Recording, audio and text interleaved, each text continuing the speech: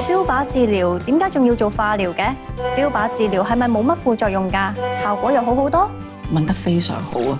嗱，唔係個個都適合標靶藥嘅喎，因為好多人都會嚟睇醫生嘅時候問，可唔可以食標靶藥？我唔做化療。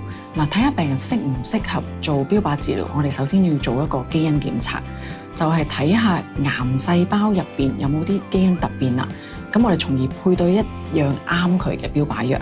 咁如果配對唔到，唔適合啦，咁我哋就要諗其他方案咯，例如化療或者免疫治療。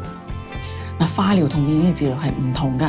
化療我哋俗稱係通殺啦，所有癌細胞都可以俾佢襲擊到嘅。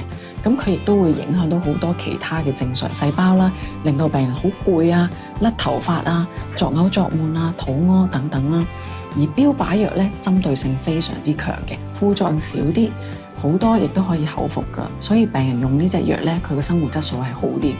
如果有得揀，當然係會揀咗標靶藥先。